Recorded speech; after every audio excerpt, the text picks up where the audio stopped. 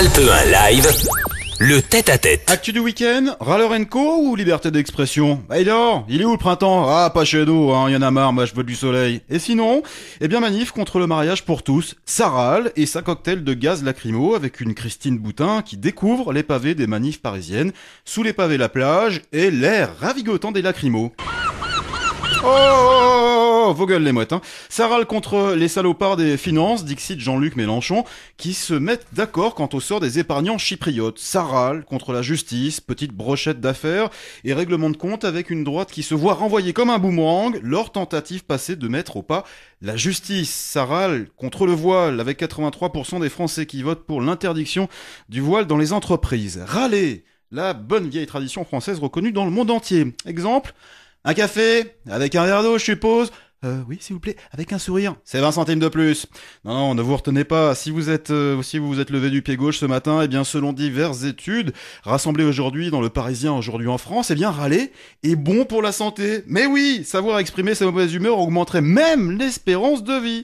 Alors, Râleur & Co ou liberté d'expression, notre invité a choisi le soutien d'un collectif, celui de 100 auteurs regroupés autour d'un ouvrage libre. Alors, question ce midi, est-ce qu'on râle un bon petit coup ou est-ce qu'on aiguise notre liberté d'expression? Et on va tout de suite voir ça avec notre invité Bruno Morin pour la sortie du livre Libre aux éditions Roguet par le collectif La Main Invisible. Alors concrètement, la main invisible, c'est un terme qui a été créé, inventé par Adam Smith, c'était en 1776. L'économiste, oui. Qu'est-ce que ça veut dire concrètement pour vous, appliqué à vous, la main invisible ?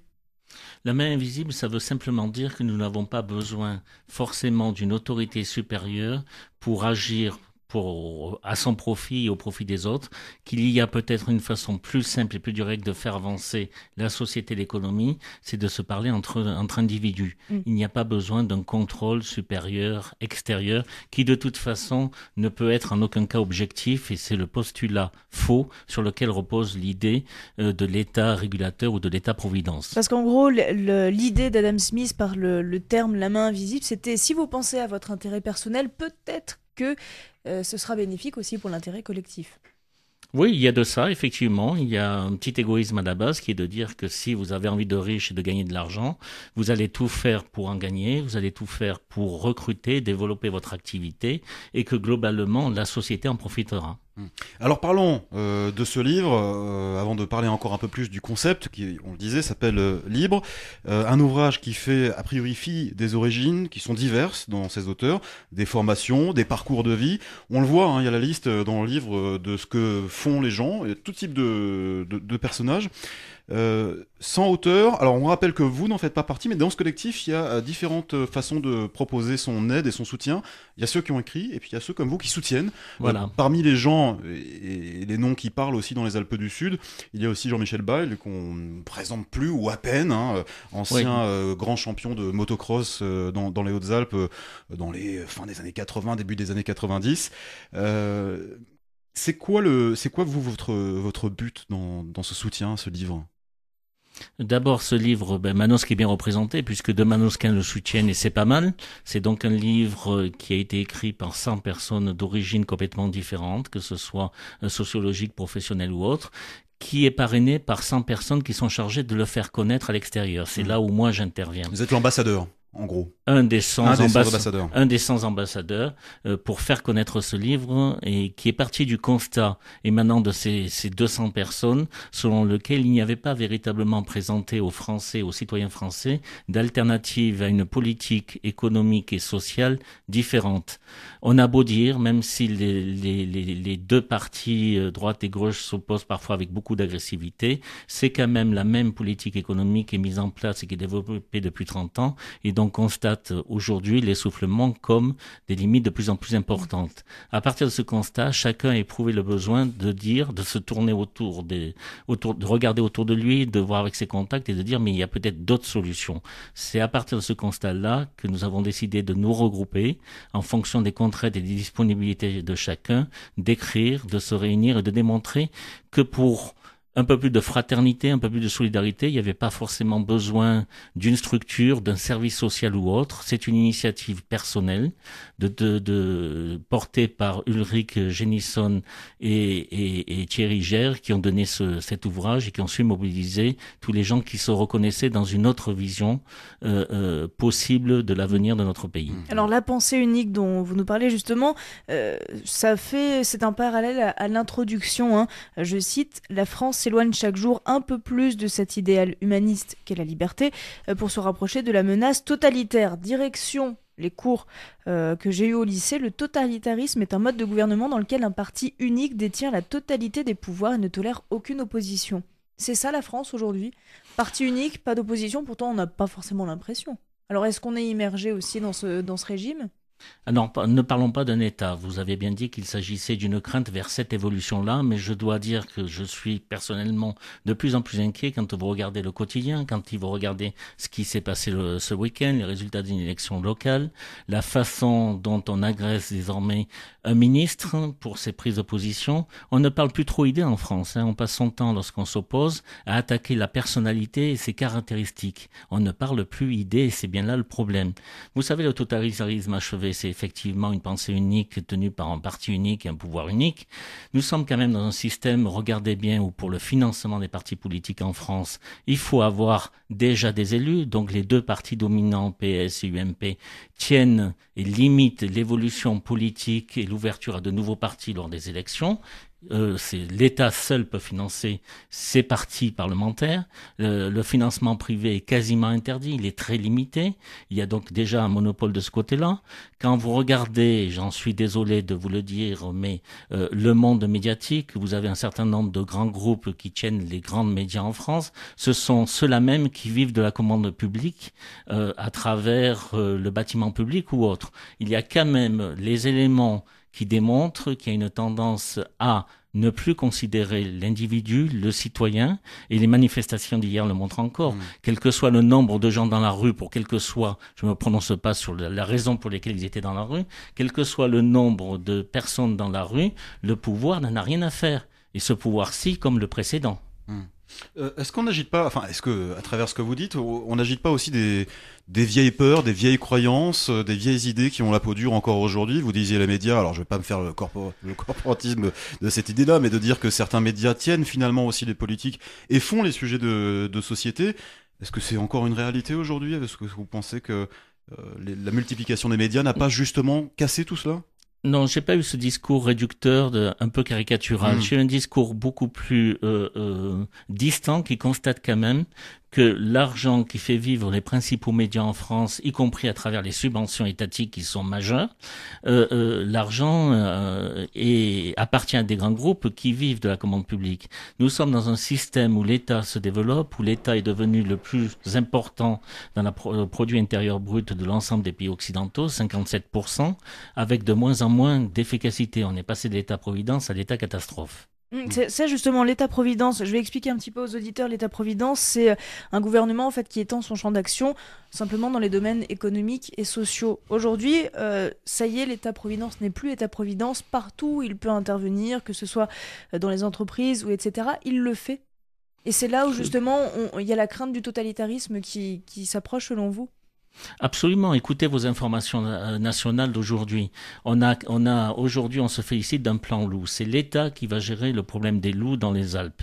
Le loup étant, par définition, un individu sujet de droit qui va se conformer à la règle posée par des élus ou des hauts fonctionnaires à Paris. Et la liberté, c'est quoi? C'est que chacun gère le problème du loup?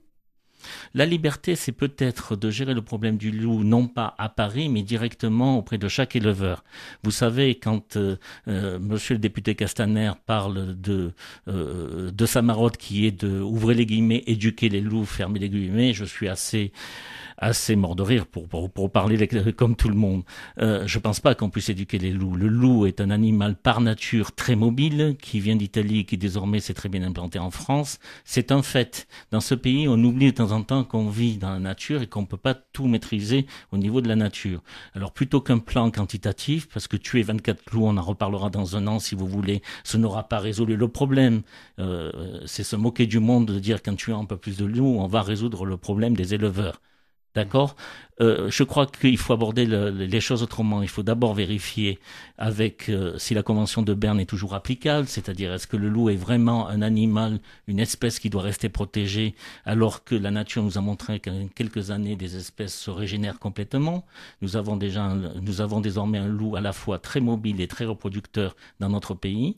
Il faut peut-être revoir cette réglementation internationale et en fonction permettre directement aux éleveurs d'intervenir autour de leurs troupeaux. Il faut que ces éleveurs se responsabilisent aussi, parce qu'après tout, le loup n'est pas un problème français, c'est un problème qui a d'abord été italien, et ça se passe très bien en Italie. Pourquoi ça se passe bien ? Parce que les éleveurs ont fait le nécessaire pour se protéger. Ils se sont regroupés, ils ont leurs animaux pâturent ensemble et ils sont surveillés. En France, on avait oublié, chacun avait son petit troupeau dans son coin, et ce petit troupeau n'était pas surveillé. Il y a peut-être beaucoup de choses à revoir, mais je suis désolé, c'est pas à Paris, dans un texte réglementaire dont le principe c'est d'éduquer les loups, excusez-moi du peu, qu'on va trouver la solution. Bruno Ouin, quand je vous entends, et si je ne croyais pas sur parole quand vous me dites que la politique pour vous, vous en avez soupé et que vous avez tourné la page, que finalement ce livre libre serait aussi sans idée pour faire une opposition, un contre-pouvoir, qu'il soit de droite ou de gauche. Il y a quand même un peu de ça, si ce n'est que Sans idée à proposer aux Français se situe en dehors du débat politique français. Le débat politique français est un débat de prise de pouvoir. Mais on voit que ça revient beaucoup dans votre bouche depuis le début de la discussion autour de ce livre. Tout tourne quand même autour de la politique. Alex, j'ai 52 ans, j'ai toujours été politisé, je vais avoir du mal à ne plus l'être un jour, ça c'est clair. Par contre, il y a plusieurs façons de faire la politique et je souhaite redevenir un citoyen, un homme libre qui parle avec son voisin, avec les gens autour de lui pour vraiment remettre la réflexion, l'échange au cœur du débat politique. Donc c'est ça, le libre. Débat politique est complètement capturé aujourd'hui au niveau national. C'est ça, libre. C'est ça quand même, pour revenir à ce livre et à votre visite dans les studios d'Alpe aujourd'hui, c'est ça, libre, c'est de réouvrir quelques consciences, quelques petites fenêtres qui auraient pu se fermer sur la fraternité dont vous parliez tout à l'heure, c'est-à-dire qu'il y a... Exactement. Ouais. Moi, je suis un militant qui revient à ce qui a fait notre contrat social lors de la Révolution française, liberté, égalité, fraternité. La fraternité, je me demande si la jeune génération sait encore définir ce que c'est. La liberté n'est plus du tout à la mode, elle est même considérée comme un peu suspecte quand on en parle dans les propos de chacun. Quant à l'égalité, elle sert de prétexte à la manifestation de tous les égoïsmes pour obtenir autant que ce qu'on pense que le voisin a. C'est un sentiment complètement négatif et ce pays nage dans les sentiments négatifs. Alors justement, deux questions. Si l'État ne doit plus être ce qu'il est aujourd'hui, c'est-à-dire moins intervenir, où il faut qu'il intervienne, première question. Et deuxièmement, si l'intérêt individuel passe par l'intérêt collectif, qu'est-ce qu'on doit faire, nous, en sachant que la liberté de chacun s'arrête là où celle de l'autre commence ? Est-ce qu'on aura cet équilibre aussi ? Vous apportez la réponse à votre question. Effectivement qu'il faut un équilibre. Tout d'abord, nous ne sommes pas, les gens qui ont écrit, qui soutiennent le livre, ne sont pas anti-étatistes. Ils considèrent que cet État a beaucoup trop grossi, qui ne sait, et qui se mêle d'activités ou de secteurs dont il ne sait pas faire. Il doit s'arrêter où ? Il doit s'arrêter simplement à ses missions régaliennes, à redevenir un État gendarme, regarder l'état de la justice dans ce pays. Si le monde est aussi agressif, si la tranquillité et la sécurité publique n'est plus vraiment assurée, c'est tout simplement parce que la justice n'a pas les moyens.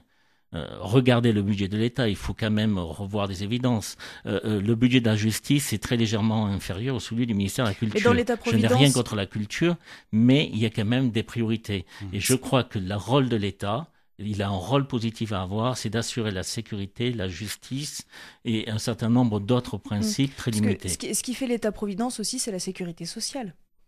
Absolument, mais nous ne sommes pas contre la sécurité sociale, nous sommes contre le monopole des transferts et de la solidarité au profit d'un seul instrument, l'État. On va pas loin, regardez la Suisse, regardez un pays comme la Suisse. C'est pas un pays de non-droit, c'est pas de l'ultralibéralisme, c'est un pays qui aujourd'hui connaît un taux de chômage annoncé au 1er janvier, en légère augmentation, donc les Suisses sont pas très contents, de 3,4. Nous sommes à 10,5 et bientôt à 11.